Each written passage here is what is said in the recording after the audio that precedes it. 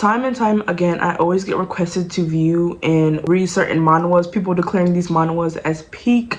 I always get comments, people asking me what do I think about certain manhwas, what do I think about certain stories. So today I was like, why not? Let's just take a little break from the little summary videos, and I'm going to be giving you guys some of my opinions. I asked my viewers on a community tab, what are your favorite manhwas, what are your favorite stories? And obviously I only can go over the ones that I've read because I don't want to give an opinion about a story that I don't know nothing about.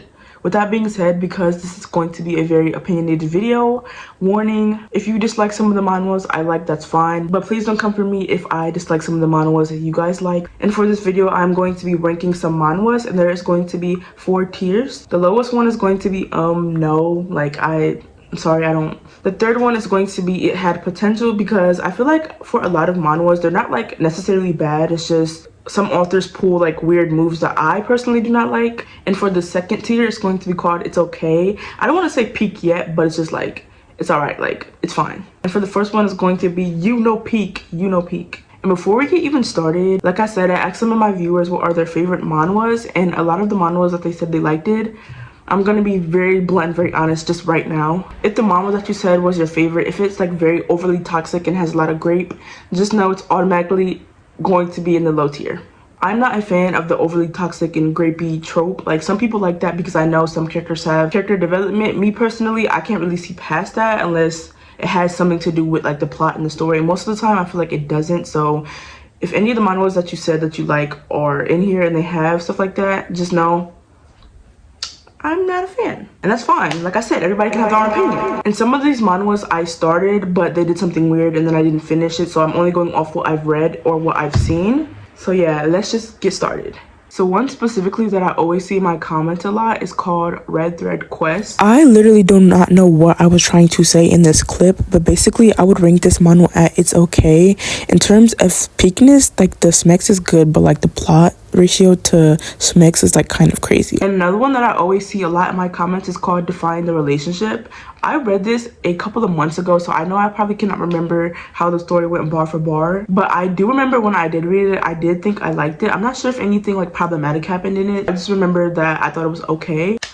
And you guys always request this in my comments and always bring this up. If you're not new to the channel, you already know how like I really dislike this manhwa. It's called Jinx. I never finished it. I don't even think I got like 10 chapters in. I could just tell from the vibes and what everybody's saying online that it's not for me. I feel like if I read it, I would be traumatized. But you guys love to see me traumatized, and I was thinking, why not I traumatize myself and actually just read this on my Patreon. I will have the link in the description as of what I've seen and what I've read.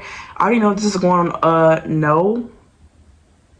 I just feel like this manhwa like reminds me of BJ Alex, like a watered down version of BJ Alex. It just really pains me because I feel like this manhwa, like I said, if you're not new to this channel, you probably heard me say this before. I feel like the art style is so good and the characters look really good too, but I feel like it's a waste when it's just like overly toxic in my opinion. The next one is called Love is an Illusion. Again, this one falls into that weird like grapey toxic category that I'm not a fan of, so you guys already know this is going in a no. I've also read this like 3-4 years ago, so I cannot remember it bit for bit, but from what I can remember, the relationship just kind of felt very forced to me. Something good I could say about this manhwa is I feel like their baby was really cute when they had the baby. Oh my gosh. Okay, so the next one is The Fallen Lamb. This was so freaking good. It's like a psychological yaoi and it's about a cowboy. We already did a review about a cowboy on the channel, and I was saying like what are some other cowboy ones, and everybody kept recommending me this, and it literally was like under 10 chapters, and that's kind of like taking a little bit of points off for me because it was so good. It had you thinking. It had like very dark themes, but like they still didn't get into that grape and toxic type of thing. Like, so I'm going to put this manhwa in It's Okay tier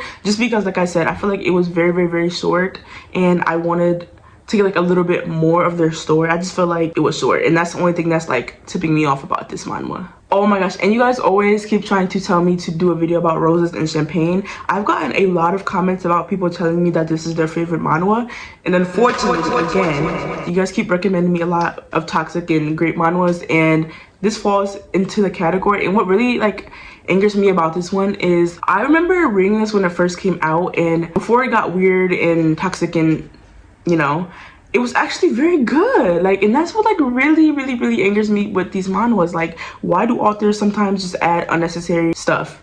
And I don't know technically if it's unnecessary, because like I said, I drop manhwas after they start getting weird, so maybe Like maybe it could have something to do with the plot for the story, for the characters, but I don't think I could do it, guys. I will put this manhwa at it had potential because the beginning was actually really good. Please do not stone me, guys, for my opinions. If you want to know about the manhwas I actually do like, I actually do have a video about that on my channel. Okay, the next one that I saw was Mr. A's Farm. I know that this is like a lot of people have mixed opinions about this, and for me, honestly, I don't think it's that bad as everybody makes it out to be. It's just like, of course it's freaky, but other than that, the plot is actually very interesting to me, like about the whole government trying to get these animals and exploit these animals. I'm gonna put this manhwa at it had potential just because, like I said, it's a little bit too freaked out for me. Kind of like what I said about the red thread quest. It's just like the freaked outness, like a little bit too much over the plot. The percentages is kind of off. Next story is called Dear Door. This is another story I read years ago, so like I said, I'm not gonna be able to remember the story bar for bar, word for word, how the plot went out 100%, but from what I can remember, I liked it. I like some parts, but some parts kind of had me side-eyeing it. The main reason why I was liking this manhwa when I first read it, which is like years ago, was like one of my couple of first manhwas that I read. I think it was because of Kane, because he was a nice melanated man. I think that was one of the first melanated people I saw in a manhwa, but that still doesn't excuse all the weird things that was going on in this manhwa. I did enjoy the fantasy domain and the psychological tensions of this manhwa. I just feel like the weird grapey parts kind of tore it down for me. Like I said, like that really impacts stories for me, like grape scenes and toxic scenes. That really changes the whole perspective. Another story that I saw a lot was called Low Tide in Twilight, I think. No, this is going in no.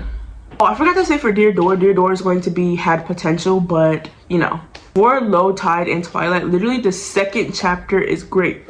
Second chapter, we couldn't even get 10 chapters in. The last one I'm going to be talking about today is called Pillar Crush. Oh my gosh, I don't know why I've been putting this manhwa off for a long time after everybody was saying that this was peak. It was cute. It actually was cute.